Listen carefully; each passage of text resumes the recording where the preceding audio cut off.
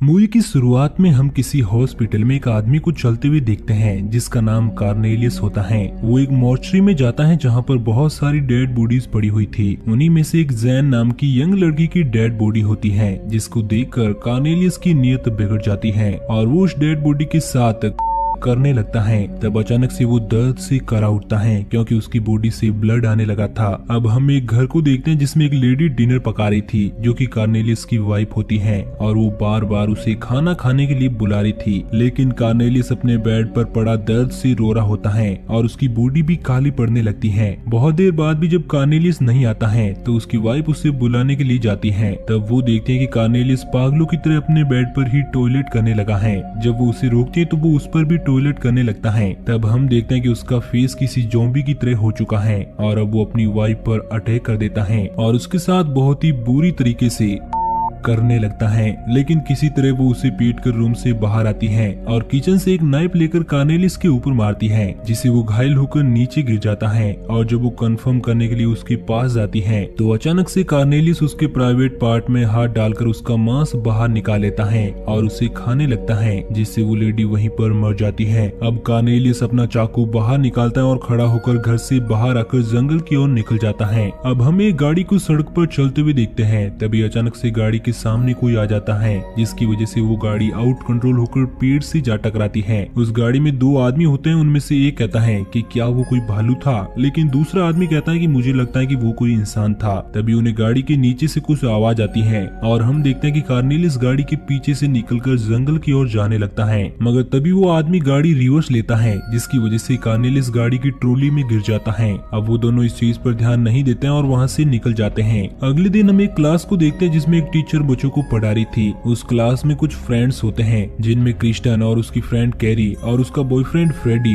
और जैसन जो कि क्रिस्टन का कजिन होता है और ब्रोकलिन और उसकी गर्लफ्रेंड समीरा होती है। उन सभी का एक फ्रेंड सर्किल होता है और इस वीकेंड वो सभी बीच पर एंजॉय करने के लिए जाने का प्लान करते हैं। तभी बाहर एक गाड़ी आती है जिसमें पामेला का बॉयफ्रेंड रक होता है जो कि उसे बाहर बुलाता है, इसलिए पामेला टीचर से वॉशरूम का बहाना बनाकर बाहर जाती है और ड्रग के साथ वहाँ से चली जाती है। अब स्कूल की छुट्टी होने पर समीरा क्रिस्टन से बीच पर चलने से मना कर देती है, इसलिए बाकी सभी लोग समीरा के बिना ही जाने का डिसीजन लेते हैं। दूसरी ओर एक डाकिया जंगल में चलते हुए उस जगह पर जाता है जहाँ पर लास्ट नाइट उस गाड़ी का एक्सीडेंट हुआ था। उसे वहाँ पर कुछ लेटर मिलते हैं जिन्हें लेकर वो पास में बने कार्नेलियस के घर जाता है जहाँ पर वो दरवाजा नॉक करता है, लेकिन उसे कोई रिप्लाई नहीं मिलता, इसलिए वो विंडो से अंदर झांकने की कोशिश करता है। तभी कोई अंदर से उसे पंच करता है जिससे वो वहीं पर नीचे गिर जाता है। उसे मारने वाली कोई और नहीं बल्कि कार्नेलियस की वाइफ होती है जो वहाँ से बाहर निकलकर जंगल की ओर चली जाती है। दूसरी ओर पामेला और डर्क एक फ्यूल स्टेशन पर जाते हैं। डर्क फ्यूल भरता है, तब पामेला फ्रेश होने के लिए स्टेशन मैनेजर से वॉशरूम की चाबी लेती है जो कि एक ओल्ड लेडी होती है। अब वहाँ पर वो दोनों आदमी आ जाते हैं जिनकी गाड़ी का लास्ट नाइट एक्सीडेंट हुआ था।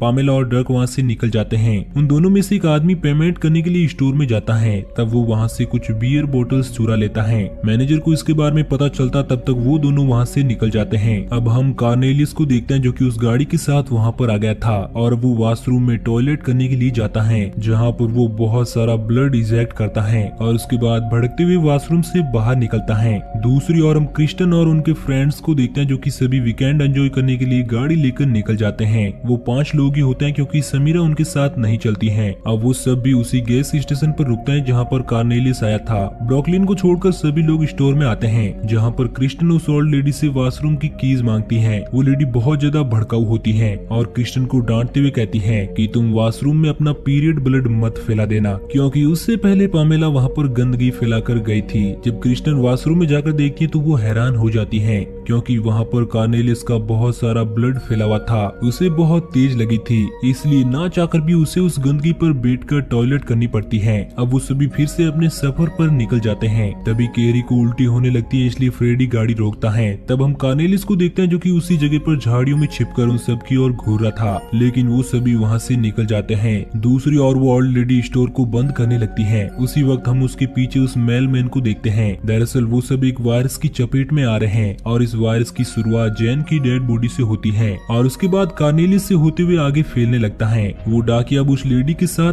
करने लगता है, जिससे वो भी इस वायरस से इन्फेक्टेड हो जाती है। कैरी और उसके सभी फ्रेंड्स हाईवे पर जा रहे होते हैं, तब उन्हें एक मोटेल दिखाई देता है और वो सभी अपनी रात वहीं पर बिताने का प्लान बनाते हैं। उसी मोटेल में पामेला और ड्रक होते हैं जो कि वहाँ पर एंजॉय करने के लिए आए थे। अब फ्रेडी और जेसन मोटेल में इंक्वायरी के लिए जाते हैं और 2 रूम्स बुक कराते हैं। अब सभी अपना लगेज लेकर मोटेल में चले जाते हैं, लेकिन जेसन कुछ देर तक कार में ही रुकता है क्योंकि उन्होंने 2 ही रूम लिए थे। इसलिए फ्रेडी कैरी के साथ कुछ एंजॉय करने के लिए उसे बाहर ही रुकने को कहता है। रूम में जाकर फ्रेडी कैरी को इंटरकोर्स करने के लिए कहता है, लेकिन कैरी उसे मना कर देती है क्योंकि उसकी तबीयत थोड़ी खराब होती है। इसलिए फ्रेडी उस पर गुस्सा होकर वहाँ से चला जाता है। बाहर जाकर वो डस्टबिन के पास जाकर मास्टरबेट करने लगता है, लेकिन उसे कैरी पर गुस्सा आ रहा था, इसलिए वो अपना सर डस्टबिन पर पीटता है, जिससे बेहोश होकर वहीं पर गिर जाता है। जेसन गाड़ी में बैठा अकेले थक जाता है। तभी वो ओल्ड लेडी वहाँ पर आती है जो जेसन पर अटैक कर देती है, लेकिन किसी तरह वो भागते हुए रूम में चला जाता है जहाँ पर वो कैरी को उसके बारे में बताता है। लेकिन वो देखता है कि कैरी बहुत ही ज्यादा अजीब बर्ताव कर रही है। दरअसल कैरी भी इस वायरस से इन्फेक्टेड हो जाती है क्योंकि उसने कार्नेलिस के ब्लड पर बैठकर टॉयलेट किया था, जिसकी वजह से उसे इन्फेक्शन धीरे हुआ और अब वो पागल होकर जेसन को किस करने लगती है। दूसरी ओर ड्रग पामेला को छोड़कर बाहर जाने लगता है क्योंकि वो उसके साथ चीट कर रही थी। पामेला उसे वापस आने के लिए कहती है, लेकिन तभी वहाँ पर कार्नेलिस आ जाता है और वो उसे बुरी तरह से काट देता है, जिससे वो भी वायरस से इन्फेक्टेड हो जाती है। ड्रग को उसके चिल्लाने की आवाज सुनी देती है, मगर वो उसे इग्नोर करके वहाँ से चला जाता है। दूसरी ओर जेसन और कैरी इंटीमेट हो रहे थे, तभी कैरी उसे काटने लगती है क्योंकि वो पूरी तरह से इन्फेक्टेड हो चुकी थी। वहीं फ्रेडी को होश आता है और वो वापस अपने रूम में जाता है, जिसकी सारी लाइट्स ऑफ होती हैं क्योंकि कैरी वहाँ पर तोड़फोड़ करके जा चुकी थी। बेड पर जेसन बेहोश पड़ा हुआ था, लेकिन फ्रेडी को लगता है कि वो कैरी है, इसलिए वो उसके साथ इंटरकोर्स करने लगता है। लेकिन जब वो लाइट्स ऑन करके जेसन को देखता है तो डर जाता है और वो वहाँ से जाने की कोशिश करता है, लेकिन वो जेसन के साथ कनेक्ट हो चुका था, जिसकी वजह से वो उससे अलग नहीं हो पाता। तभी वहाँ पर वो ओल्ड लेडी आ जाती है जो फ्रेडी पर अटैक कर देती है, लेकिन फ्रेडी एक बल्ब से उसे करंट देता है, जिससे वो बेहोश होकर उसी पर गिर जाती है। दूसरे रूम में ब्रोकलिन और क्रिस्टन होते हैं, जिनमें क्रिस्टन ड्रिंक लाने के लिए बाहर जाती है, जहाँ पर उसे ड्रग मिलता है और उन दोनों में काफी सारी बातें होती हैं। तभी उन्हें कैरी के चिल्लाने की आवाज आती है और जब वो भागते हुए वहाँ पर जाकर देखते हैं तो वो कैरी को देखते हैं जो कि पूरी तरह से खून से लथपथ चिल्लाते हुए जा रही थी। क्रिस्टन उसे शांत करने के लिए उसके पास जाती है, लेकिन कैरी क्रिस्टन पर अटैक करने लगती है। तब ड्रग उसे पंच मारता है, जिससे वो नीचे गिर जाती है, लेकिन तुरंत वो फिर से खड़ी हो जाती है।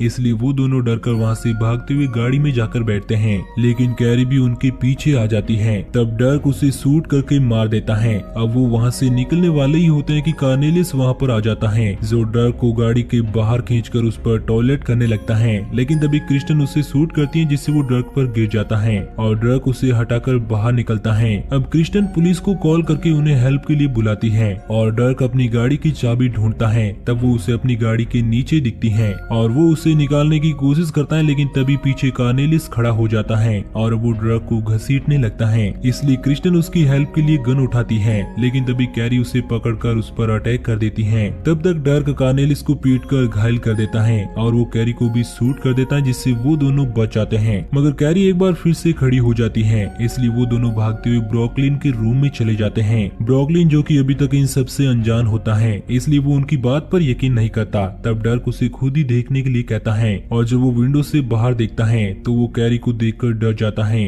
दूसरी ओर फ्रेडी अभी भी अपने आप को जेसन से डिस्कनेक्ट करने की कोशिश कर रहा होता है, लेकिन उसी वक्त वहाँ पर एक पुलिस ऑफिसर आ जाता है जो सबसे पहले उसी के रूम को नॉक करता है। इसलिए फ्रेडी ब्लडी चादर को छिपाकर जेसन के साथ बेड पर लेट जाता है। वो ऑफिसर अंदर आता है और फ्रेडी से पूछता है कि क्या तुमने यहाँ पर चिल्लाने की कोई आवाज सुनी है। तब फ्रेडी कहता है कि ऐसा तो यहाँ पर कुछ भी नहीं हुआ, इसलिए वो ऑफिसर रूम से बाहर चला जाता है। दूसरी ओर डर्क, क्रिस्टन और ब्रोकलिन रूम से बाहर निकलते हैं। तभी वो पुलिस ऑफिसर उन पर गन तान देता है। क्रिस्टन उसे समझाने की कोशिश करती है कि मैंने ही तुम्हें कॉल किया था और कुछ ज़ॉम्बी हमें मारने की कोशिश कर रहे हैं, लेकिन वो ऑफिसर उन पर यकीन नहीं करता। तभी कार्नेलिस उसके पीछे आ जाता है। डर्क ऑफिसर को पीछे मुड़ने के लिए कहता है और तभी वो देखता है कि कार्नेलिस मास्टरबेट करते हुए उसकी ओर आ रहा है और अचानक से वो बहुत सारा स्पर्म रिलीज करता है, जिससे वो ऑफिसर जल जाता है और ये देखकर वो तीनों वहाँ से भाग जाते हैं। फ्रेडी अभी भी खुद को फ्री करने की कोशिश कर रहा होता है। तभी जेसन को होश आ जाता है जो कि अभी एक ज़ॉम्बी बन चुका था, इसलिए वो रूम से बाहर जाने लगता है, लेकिन फ्रेडी अभी भी उससे कनेक्टेड था, इसलिए वो डोर में अटक जाता है और जेसन की ज्यादा ताकत लगाने से फ्रेडी मिडिल से टूट कर मर जाता है।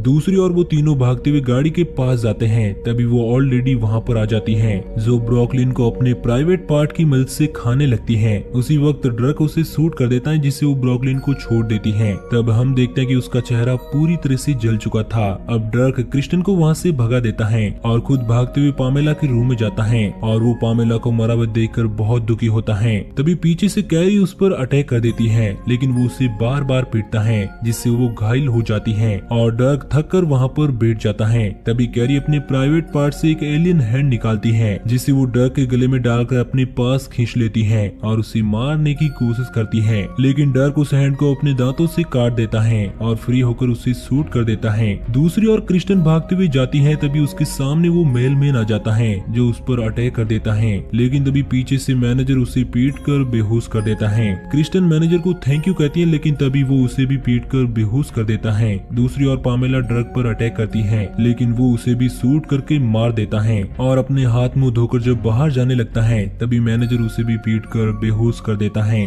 जब उन दोनों को होश आता है तो वो अपने आप को बंधा हुआ पाते हैं, जिनके सामने मैनेजर बैठा हुआ था। अब वो एक आदमी का कान काट कर उसे खाने लगता है, जिसके साथ एक लेडी और मास्क लगाए हुए लड़का भी होता है। असल में वो लोग कैनिबल होते हैं, इसलिए अब मैनेजर फ्रेश मीट के लिए डर का हाथ काटने लगता है, लेकिन तभी वहाँ पर कार्नेलियस आ जाता है, जो आते ही सबसे पहले उस मैनेजर को मार देता है। तभी क्रिस्टन के हाथ खुल जाते हैं और उसे एक गन मिल जाती है, जिससे वो कार्नेलियस को शूट करती है और वो नीचे गिर जाता है। अब डर्क और क्रिस्टन वहाँ से निकलकर भाग जाते हैं और गाड़ी में बैठकर निकलने लगते हैं, लेकिन तभी जेसन डर्क पर अटैक कर देता है और वो उसे गाड़ी से बाहर खींचकर मारने लगता है। तभी डर्क एक स्टिक से पीटकर उसे घायल कर देता है। वहीं वो ओल्ड लेडी क्रिस्टन को मारने लगती है, मगर क्रिस्टन उसके प्राइवेट पार्ट में हाथ डालकर उसे मार देती है। अब क्रिस्टन और डर्क दोनों गाड़ी लेकर वहाँ से निकल जाते हैं। अगले दिन हम उनकी गाड़ी को किसी सुनसान जगह पर खड़ी देखते हैं, जिसमें क्रिस्टन बाहर निकलकर डर्क के पास जाकर उसे थैंक यू कहती है और अब वो दोनों किस करते हैं। मगर तभी डर्क देखता है कि क्रिस्टन भी किसी वायरस से इन्फेक्टेड हो चुकी है। क्रिस्टन ये देखकर डर जाती है और डर्क को खुद से दूर रहने को कहती है। तभी एक गाड़ी उसे हिट कर देती है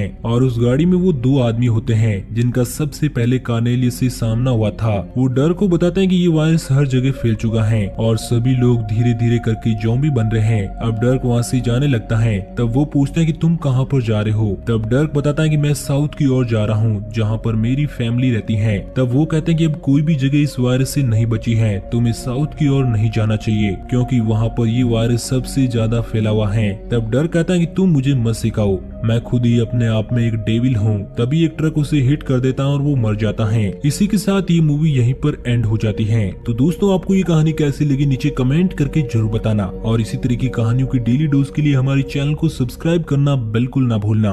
को सब्सक्राइब करें और बेल नोटिफिकेशन को प्रेस करना ना भूलें। तब तक के लिए टाटा।